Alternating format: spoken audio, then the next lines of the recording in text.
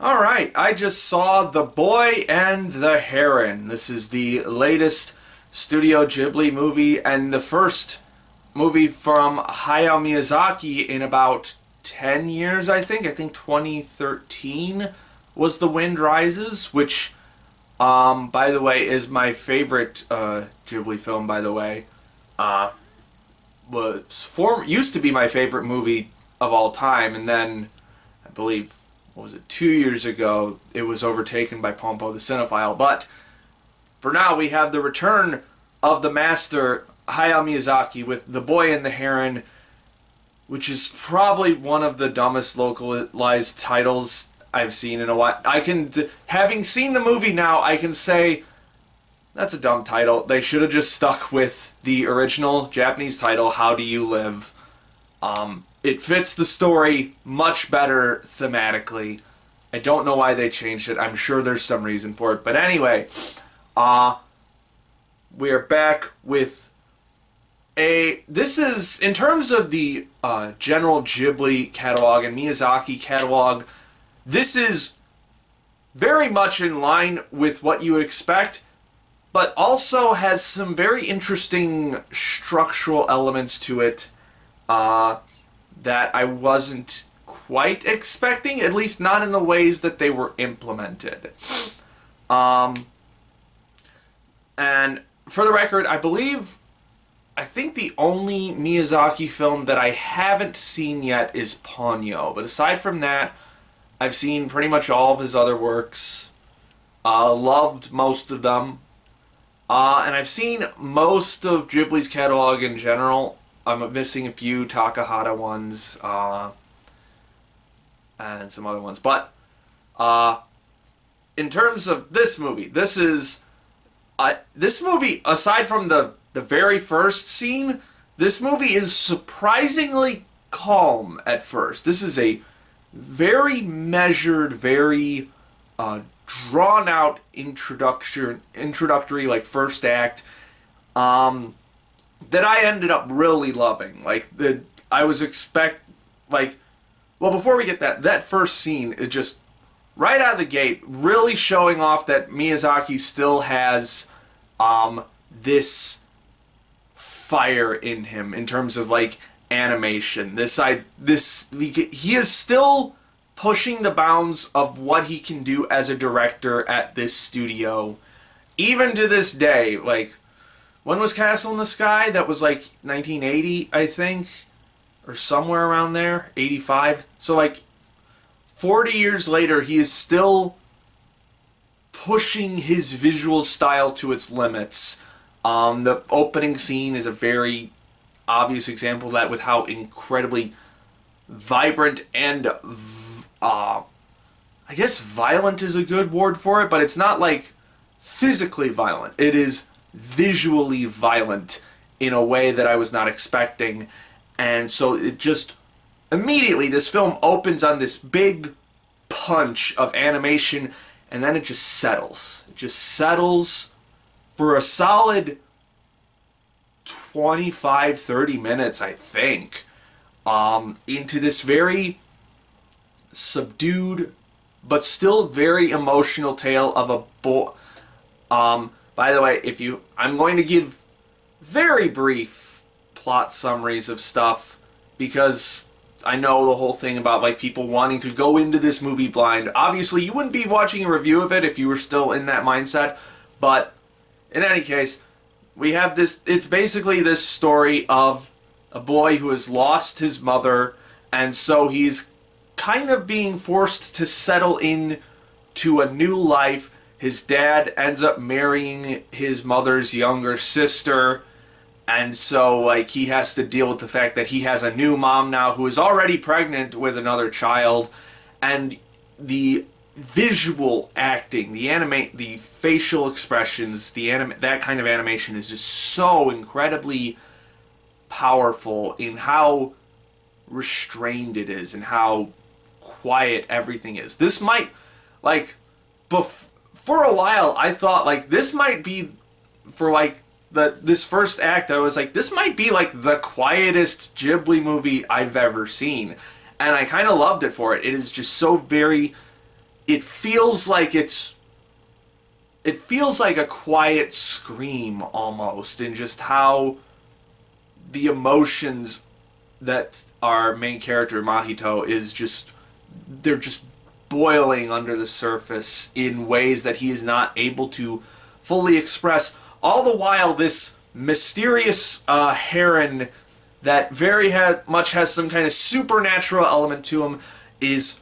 taunting him with schemes and plans and perhaps a way to rescue his mother and bring her back to life. And so, really liked that first, act. And then the Ghibli fantasy stuff starts. And the reason I would mentioned earlier that the structure is unique is because, that introductory period is so long in comparison to other Ghibli films that I thought that that was just gonna be the tone for the whole movie. And to be honest, I would have totally been on board with that, but eventually the Ghibli fantasy stuff kicks in a very Spirited Away fashion, and it basically the back 2/3 to 3/4 of this film, the bulk of it is basically like a fairy tale almost, like this very picture book-esque kind of story, with these incredible fantastical elements that are not explained at all, except at the moments where you absolutely need an explanation for what's going on. Otherwise, you just are kind of forced to pick up on what's going on yourself through the way that characters are talking about things and stuff. And it's just so incredibly creative and visually wondrous and splendorous. And it really is this kind of picture booky fairy tale kind of aesthetic mixed with the typical Miyazaki aesthetics, the accoutrement that you expect with that. A lot of flying, a lot of birds, a lot of military uniforms, or at least military aesthetic, a lot of castles. It's the Ghibli that you, and the Miyazaki that you are very much used to, and perhaps the most visually precise and visually explosive that I've seen. It's actually been a while since I've seen a Ghibli movie, I think, so I can't say for certain. I will definitely have to go back and watch, but this, especially this, fairy tale segment, this is, some of the best animation that I have seen from Ghibli, I think, ever. Just, it's so incredibly vibrant and explosive, and the way it moves is just so bouncy and just fascinating to look at. Even before that, in that quiet opening section, whenever you see the heron flying around, it's just so incredibly gorgeous. It is mesmerizing. The animation of this movie is mesmerizing, especially when it gets into the third act, end of second act leading into third act. I don't know if this actually has a 3-act structure, and I think it kind of does. But that section, it just becomes the most abstract that I've seen from Ghibli, I think. I don't normally think of Ghibli as being a abstract kind of studio. It's very much what you see is either you get very plain, not plain, but a very normal real world, or you get this very normal fantasy world. But there's actually a lot, especially in this third act, there's a lot of more abstract visual design to it that was very engaging to look at. This is just, you could just look at this movie forever, I think, and it's visually gorgeous. Now that said, I don't think this is like a perfect movie by any stretch. I don't even think it's in my. I'm gonna be. I don't because well, we'll get to that later. But the as much as I love the like creativity and variety of that fairy tale ish section, it does feel like it's just kind of going without like a clear sense of direction. Like it feels like, and I think in a way that is very reminiscent of the aesthetic that it's copying. Like you could say that about a lot of like picture fairy tales and stuff, I guess, where it's just kind of like this happens and then that happens and then that happens and then that happens. Uh, but I just don't think I think the flow of events could have been a little bit better. They could have there could have been a little bit more, I guess, causality in terms of where everything went, I guess, because for as awesome as the creativity is, it does feel a little, what's the word I'm looking for, scattered in certain areas where it's like, that's cool. I don't know what it has to do with everything else, but it looks cool. So I think that could have definitely had a more solid through line through this fantasy section. And I think I might be getting dumber because like some of the stuff in the big climactic section I just didn't get. Like I get what it's going for thematically. It's without spoiling anything, it is about moving forward in the broadest sense, but I don't think I quite understand the particulars of it. If there are particulars to understand about it, there's a certain wizened old character that I'm not quite sure I fully understand. Maybe it's just this interesting fantastical element and he's like the linchpin to making this what's congruent with the regular world, which it is. Like this is like the concept of the fantasy world within the real world makes sense. It's just I think either I'm getting dumber or there just isn't the allegory that Miyazaki is going for is a little bit sparser than I was expecting, I guess you could say. Which, to be fair, he's never been like a really makes you think kind of guy, but he's also not like, his movies aren't dumb either. Like a good example of this is this is set in the early years of World War II. Like the main character's dad is a participant in the war machine, to put it vaguely. And for as excessively anti-war as Miyazaki has been in the past, that theme doesn't really rear up as noticeably in this movie as it has in the past. Again, maybe I'm missing something. Like I feel like I'm missing something because it's right there. And Miyazaki's not someone to not do anything with that. So either I'm just dumb or it just wasn't there.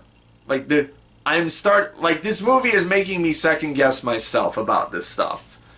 But aside from that, just on a base scripting level and character level, this was a really fun movie. All the characters were super fun and lively.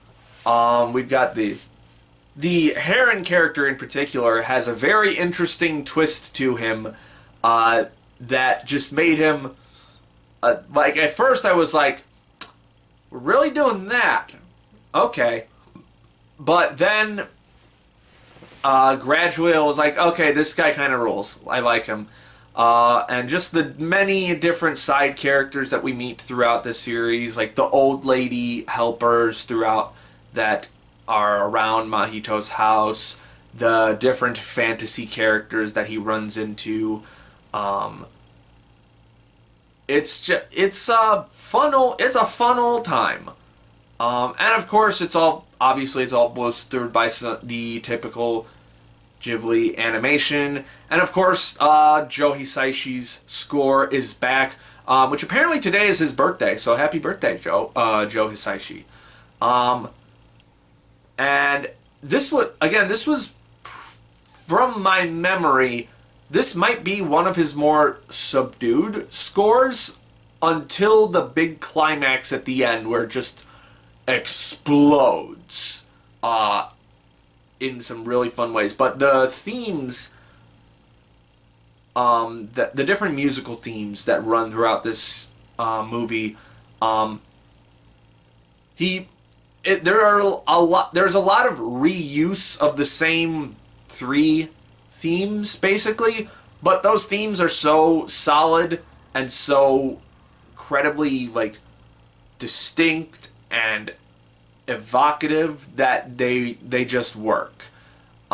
He really leans into like the piano side of his typical Hisaishi scoring for this, and especially in that first act, it's just so very poignant and just emotional in ways that are like just so that bubbling under the surface kind of feeling.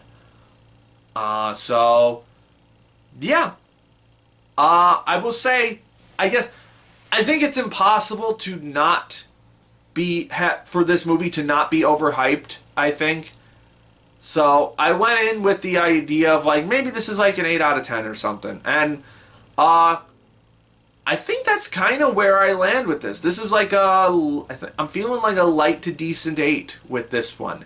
I felt like it could have been a little tighter in certain areas and been a little bit more emotional. Like, for as strong as the emotional beats are in this, like, it did not get me the way, like, The Wind Rises got me, or that Spirited Away got me, or that other non-Miyazaki Ghibli movies got me, like Whisper of the Heart, for example. But they are there. They're very competent. This was just a very strong showing for an 80-something-year-old director. I would definitely recommend seeing it. It's a grand old Ghibli time. So, yeah, I think that's all I have to say about this one. Otherwise, I'm just going to keep repeating the same stuff over and over again. I think that's the end of anime films for the year. I'm not entirely sure, but we'll see. So I'm going to go back to finishing up the seasonal wrap-up show stuff. So my name is Ember, and I'll see you next time.